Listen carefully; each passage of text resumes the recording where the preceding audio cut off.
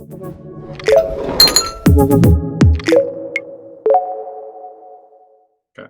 All right, Ariel, we're back. We've done another episode of Pints with Ayre.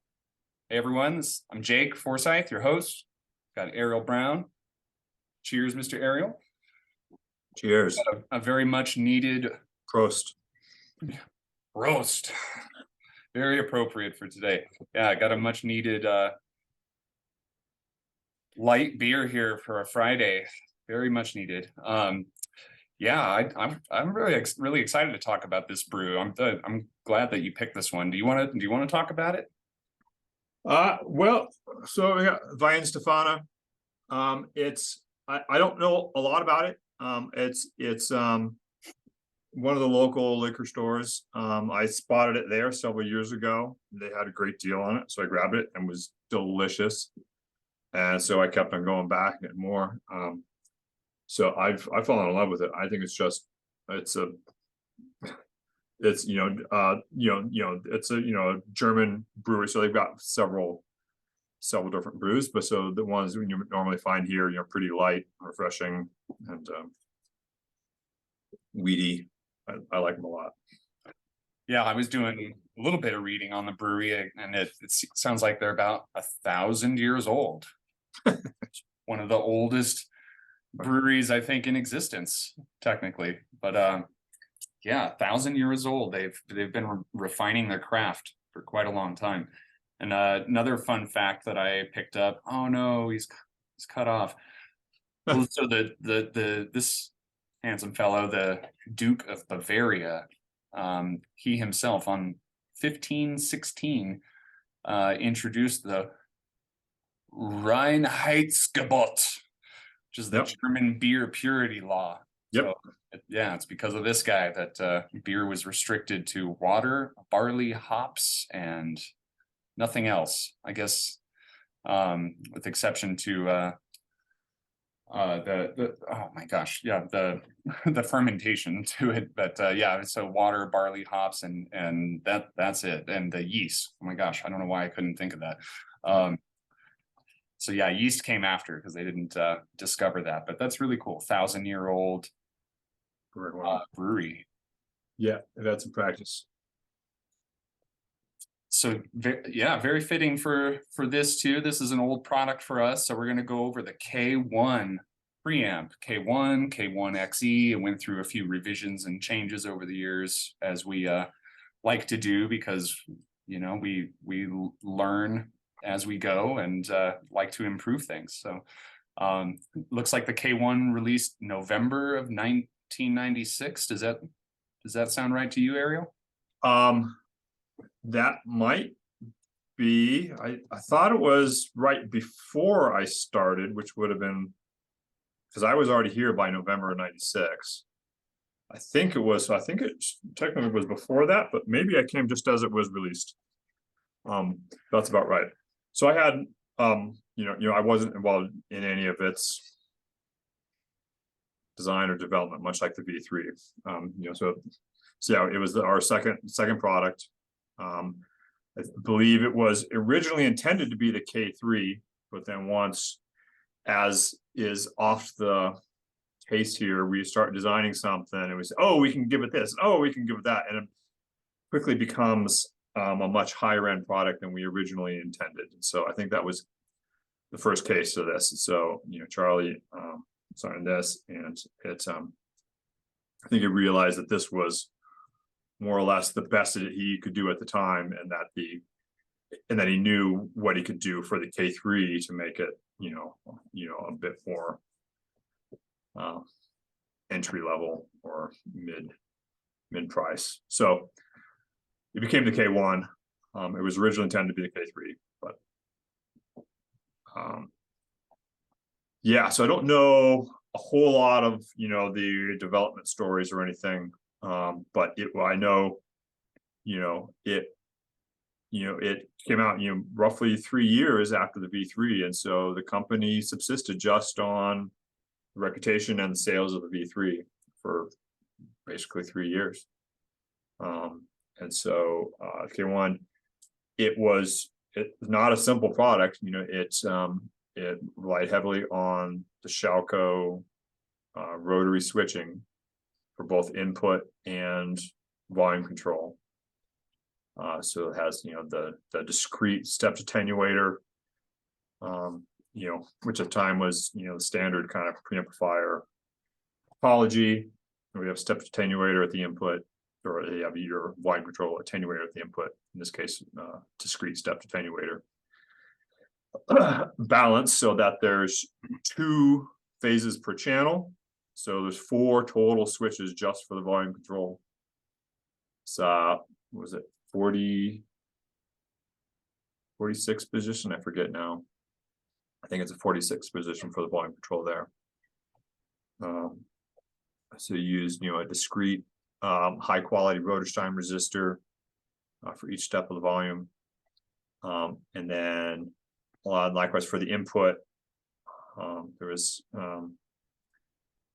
again just a rotary switch for each channel. Again, balance. So it had it was a 2x6 switch, and somewhat differently from what Shalco had done, where they just provide a finished assembly. We actually got the component pieces and actually built it into our circuit board. And so the actual assembly of those switches was actually done by us. And so again, that's really where that craftsmanship really took hold, because we had to that whole plate, and then there's bearings pressed into it and bushings, and those detent springs, and the rotors with the wipers that have to be bent very carefully to get the right pressure and the right flatness. And then the other unique thing about this early on, especially with this being a mechanical volume control like this, is the remote control, which was again not a very trivial add-on because of the very large and relatively high friction volume control system. We needed to have a pretty big stepper motor linked again with belts and pulleys to that single shaft that runs all 4 phases. And so I remember hearing stories about how that, because then adding that in the system again adds even more friction to the whole system. So there had to be a way of kind of when it stopped moving, it was no longer energized, so that it didn't try to hold that position. So there's a whole section there, and then there's optical sensors for it to detect when it has reached top and bottom, so that you, when you're trying to use the remote control, it doesn't keep on trying to move it. Really back fun. Boy, what else? I know a lot went into that thing. Started using some of those the vertical Cardus RCAs. The other really big notable thing about K1 was that it really prioritized signal path length, and so that whole audio board is flush to the back panel, and so everything's on that backboard, and the signal path is about as short as you can make it. Yeah, I was reading in the in one of there's 2 really good reviews that are pretty easily found on it. One is a stereophile review that those guys were eager to get their hands on it after doing the V3 for us, and then there's another one from one of our friends, Mark Mickelson, who's the Audio Beat, and he did a really cool review on it too. But I do remember reading that was a big standout feature, is that unless you had this optional phono preamp installed, it was pretty much wireless. It was just signal flowing right through the circuit, and that's it. Yep. Yeah, there's no wires for it to go through. It was all just input connector soldered directly to the board, circuit traces, the active devices, volume control, and then back out the connector soldered directly to the board. So it's a very, very, very direct path. And also like again, following on all the original Ayre philosophies, it's DC coupled. Almost every single one of our products has been since. It was DC coupled, zero feedback, discrete. Used I think this was the first product we started using the rail cap polystyrene capacitors, pretty much the best capacitor that we've found. There was a brief period in history where they could no longer get the polystyrene, so we had to, for a year or two, we had to use a substitute because the supply of the actual polystyrene film disappeared from the world, and so it took them a while to find a new source for that. Luckily they did, but that's a whole different story. Yeah, so there's I'm trying to think what happened for the upgrades. Well, no, go back to general design. So again, one of the other key design points in this was that it had the separate power supply. So any of the power supply, noise, the magnetics, all that was in a completely separate chassis, leashed by an umbilical cord, as we call it. Originally, for many years, it was hardwired on both ends. In some of the later iterations, I think, and with one of the final upgrades, we made that detachable, so it was easier to install and handle. Because when it was permanently connected, there were certain installations that made that difficult to deal with. So there were several upgrades over the years. In general, that was mostly power supply related. We never touched, that I remember, we never touched any of the actual analog circuit and the active circuit. That never changed. It was all things in the power supply, like the brief period we used the ferrite, and then we took out the ferrite and put that air conditioner. We can see right by Jake's head there, the red square bobbin. That's the air conditioner. You had some actual IEC filtering ahead of that air conditioner. The umbilical cord, we also switched to a Cardus umbilical cord when we went to the detachable version, I believe. We had the ferrite on that umbilical cord originally also, and then we took that off when we got rid of the ferrite entirely. Yeah, most of the upgrades were usually on that product were all power related. I don't remember any actual circuit upgrades there. It was golden from the start. Yeah, and then it had the optional built-in phono stage, which is probably might still be one of the best phono stages out there. Probably the best one that we've made yet. I was going to ask you to go through some of that next, actually. So you're leading into my next question. Could you share kind of some of the things that made that phono stage special for the K1? Well, I mean, so at the time, again, it was based completely on the ultra low noise Toshiba JFETs. And it used parallel sets at the input to get even lower noise. Had JFET buffering at the output stage of it. Completely passive RIAA. So again, zero feedback. And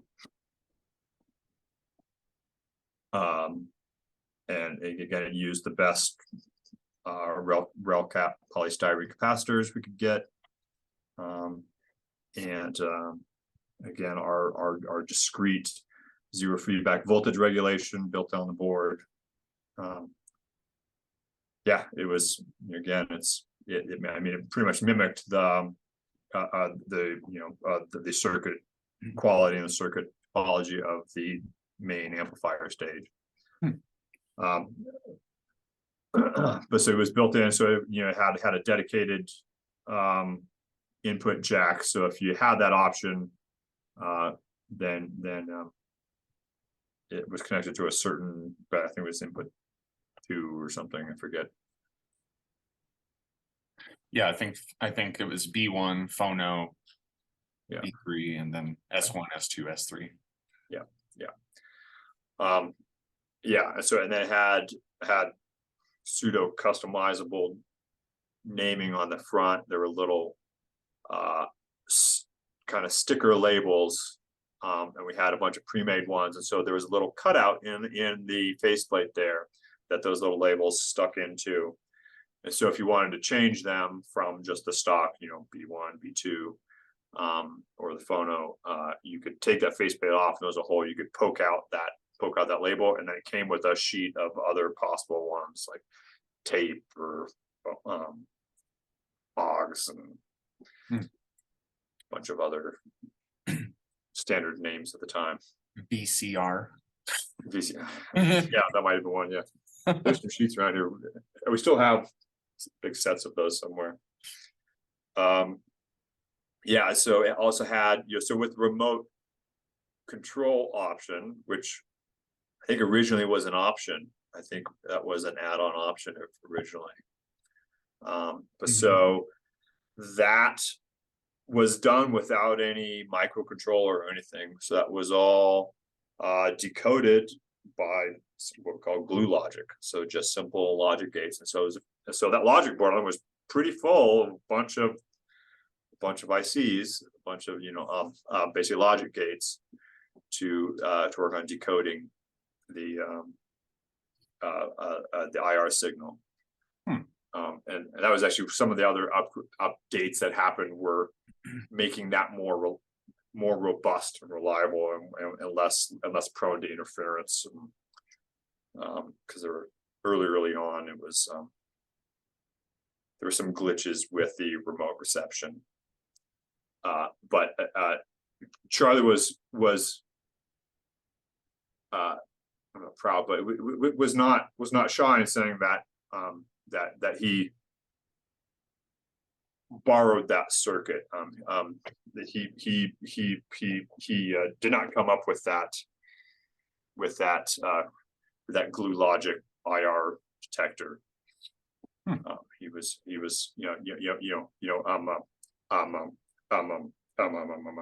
knew, he claimed to know that you know if someone had already designed something well, there's no point in reinventing something that already works well, and there's no need to be reinvented. So I think he borrowed that from, I want to say it was Audio Research. It almost sounds like an analog computer, how it works. Kind of, yeah.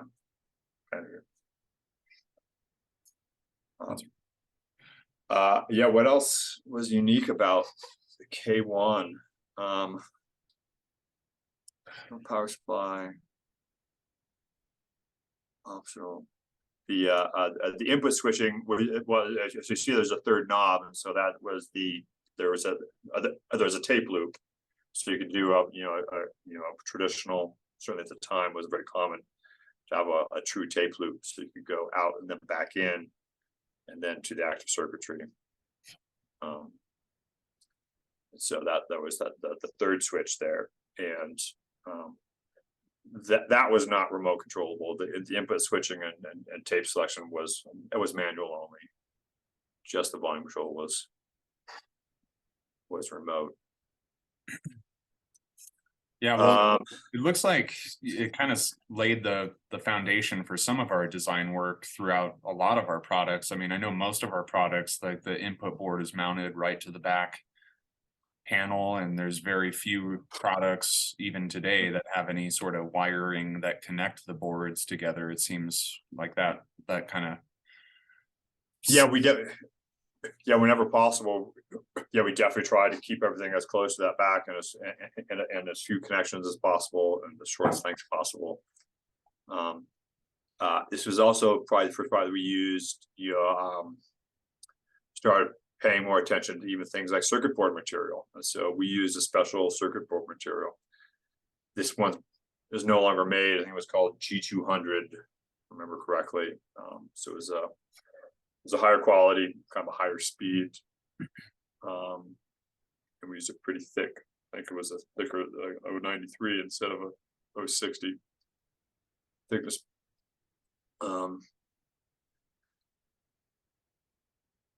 Yeah, I think there's a whole lot else going on there. we had, we made it so that you could install different resistors both for the line stage to be able to select the overall gain, and then there was a couple spots on the phono boards to set the gain as well as optional loading.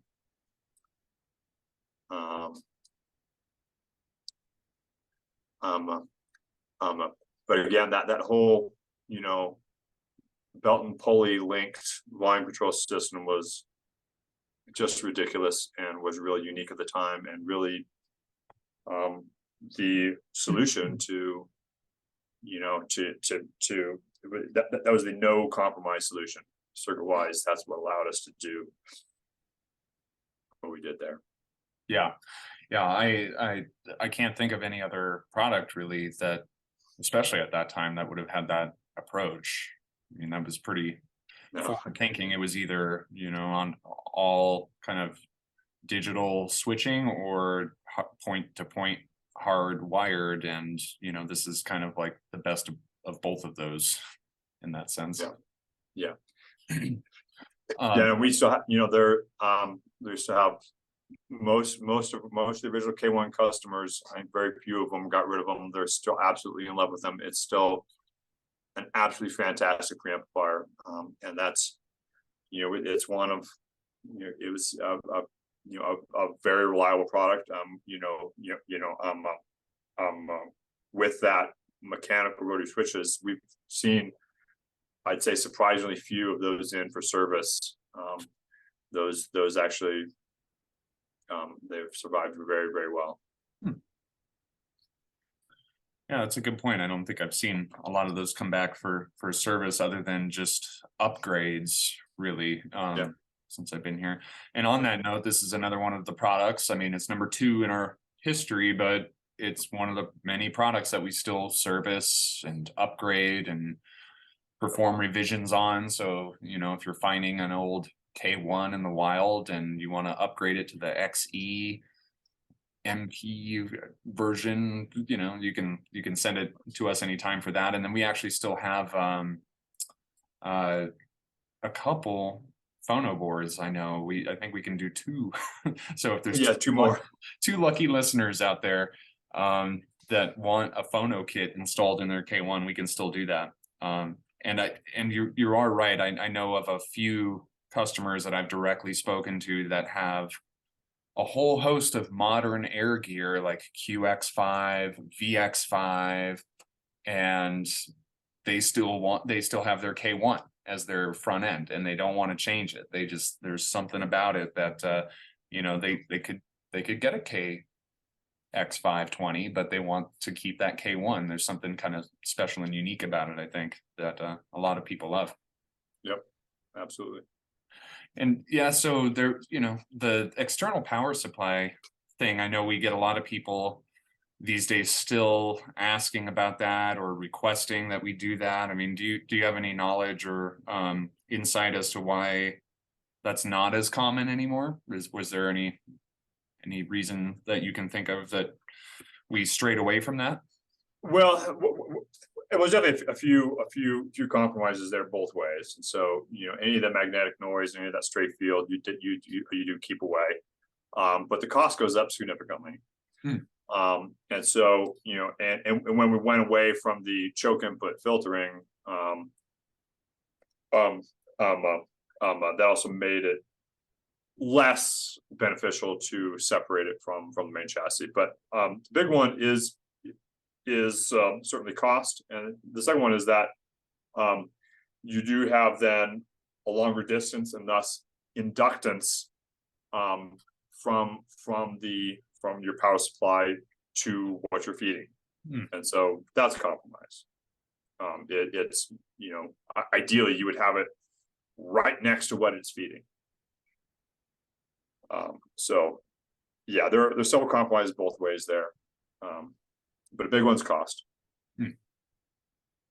Yeah, and I could see how, like with our R series of products in the, situated within the pockets of aluminum that are machined out for each component or circuit or transformer, how that's maybe not as as much of a necessity, you know, to have the external chassis for a power supply. Yeah, maybe someday if we do some Uber series higher than our series, maybe that'll have a external, but Maybe, but I'm not gonna go there yet. yeah. Sounds good. Yeah, well, so the K1 balanced through and through, discrete and true zero feedback design Yep. for us as well. I mean, for 1996, I mean, there was a lot of different things about this. I can see how when it hit the market, I mean, it stood out, you know, in a good way. Yeah, I guess the other throw in the other interesting feature of it is the rear panel, and so the board of the rear channel was made odd symmetry so that again the signal path was identical from side to side, and also that all the labels were doubled, so there was the regular version facing it, but also there was an inverted version so that if you were leaning over and looking at it from the top, that you could read it upside down also. So any of the numbers and some of those the text, you'll see that it is doubled, so you can read it either way. That was one of Charlie's ideas there. I really like that. You'll find that in a lot of pro gear, because there's usually a lot of scenarios where you're looking down behind a rack and needing to repatch some things here or there. So Yep. yeah, that's something I think could be used a little bit more regularly. Yep. But yeah, it's a really cool piece. I mean, that thick chunk of metal for that front faceplate just adds this nice kind of solid feel to it as well. I mean, the whole thing is just really awesome. You got any other special features or things that we're not thinking about that you want to share? I think we covered it. Yeah, that's all I can remember. Yeah, we'll get more juicy details as we progress through the chronology and get to products that you were more directly involved in, I'm sure. Yeah. But yeah, if you got one, send it in to us. We'll look it over, we'll service it, we'll upgrade it, we'll add a phono kit, whatever you want. You know, we take pride in servicing our equipment, and we want to make sure that anyone that's got a K1 is still using it. So feel free to reach out. But thanks for joining us, everyone. I'm already out of my beer. I'm out. Today was quick. All right. But cheers, Ariel. Prost to Thank Pints you. with Ayre, and hopefully next week we will get one of our friends on, another guest. I think we will do a little bit of a change up for Pints with Ayre, and we might shoot on location somewhere. So make sure you tune in next week for a new flavor of Pints with Ayre. All right, everyone. Well, thank you for tuning in. Have a great day. We'll see you later. Cheers. Cheers.